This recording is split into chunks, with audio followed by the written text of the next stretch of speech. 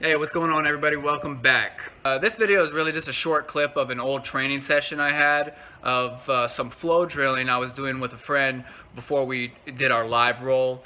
And it's honestly one of my favorite ways to warm up before any type of jiu-jitsu or wrestling, grappling in general, is to just chain together a sequence of transitions and submissions and flow through them with a low intensity, and then just gradually increase that intensity until you're going 100%, until you're going live pretty much, and then we'll set the timer and get a few rounds in. So now let's take a look at it. Chase reaches for a grip. I'm going to turn that into an arm drag followed by a rear takedown into side control. Once I pass the mount, he begins fighting for quarter guard, but I roll over my shoulder, transitioning into the truck.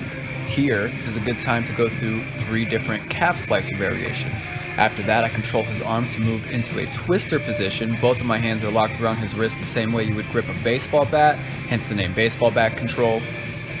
Then I secure an S grip around the top of his head for a tap. Releasing the lockdown on his legs allows for a pass to back control, where I apply a body triangle that would ideally be on the other side of his body, but sometimes you can get away with it like this. Once a rear naked choke has been applied, I switch off to an arm bar. Here I was able to tuck his arm under my armpit, but you can use any grip you like. Finally, I spin to the opposite side to hit a far side arm bar. So this is just a flow drill that strings together a few different transitions and submissions.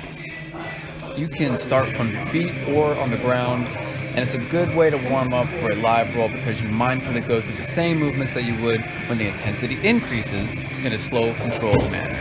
So now we switch rolls and he arm drags me to take my back and hit a rear takedown. There's a lot of different takedowns that can be done off of the arm drag. We just went with this one today. He goes through his 3 calf slicer variations and he's not applying a ton of pressure. I'm only giving him minimal resistance and just a quick tap for feedback so he can move on to the next position. And you're going to want to be careful when practicing neck cranks like this anyway.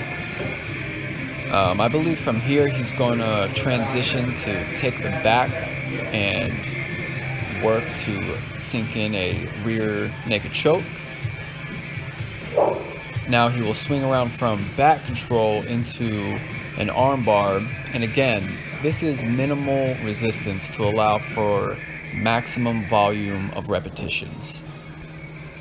Okay, so now he's looking for his far side arm bar, and what he's going to do here is pull my elbow in so that he can more easily switch his hips around. Alright, so that's going to be it for now.